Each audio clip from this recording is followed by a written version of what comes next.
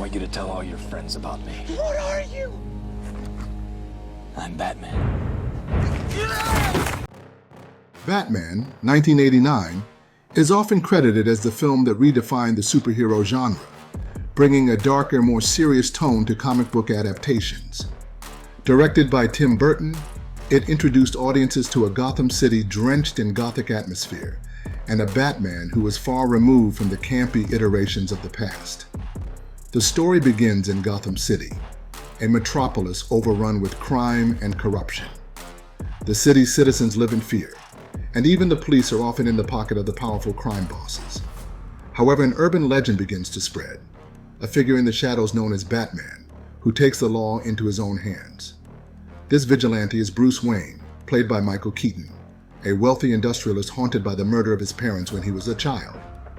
As Batman works to dismantle the criminal underworld, the mob boss, Carl Grissom, Jack Palance, sends his right-hand man, Jack Napier, Jack Nicholson, to raid a chemical plant. However, the raid is a setup, as Grissom secretly wants Napier dead due to an affair Napier is having with Grissom's mistress. Batman intervenes in the raid, leading to a confrontation that ends with Napier falling into a vat of chemicals.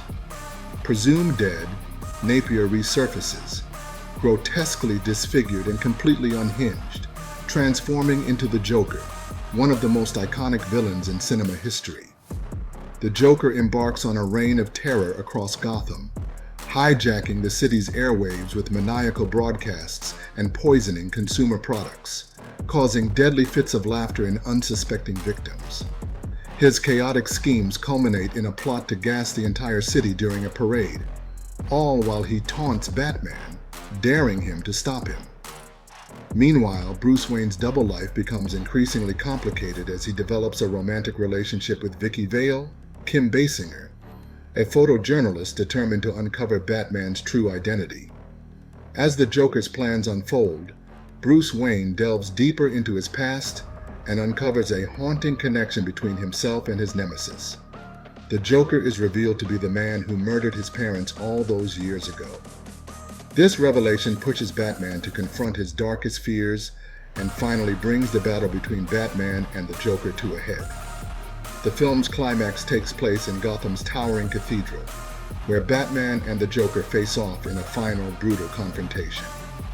The Joker's twisted sense of humor and deadly tricks make him a formidable opponent, but in the end, Batman triumphs, sending the Joker plummeting to his death.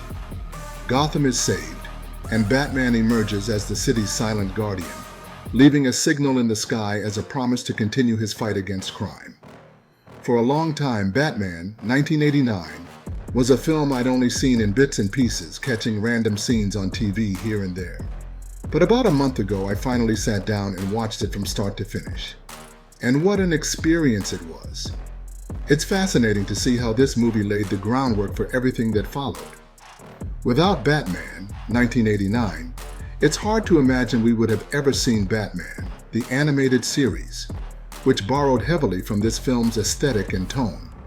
And who knows if we would have gotten the Dark Knight trilogy, the Batman, 2022, or even the Gotham TV series. This movie's success proved that Batman could be serious business. In comparison to more modern Batman movies, it's clear that filmmakers have taken notes from Batman, 1989, refining and expanding on the darker elements introduced here. While some of the more recent Batman films have arguably surpassed it in terms of depth and complexity, none of them would exist without the blueprint laid by Burton's vision. And speaking of modern takes on Batman, it's worth mentioning that Batman, Caped Crusader has just been released, adding yet another chapter to the Batman legacy. Watching this new series, it's evident how much Batman, 1989, still influences the portrayal of the Dark Knight today. Overall, I'd give Batman, 1989, a solid 7 out of 10.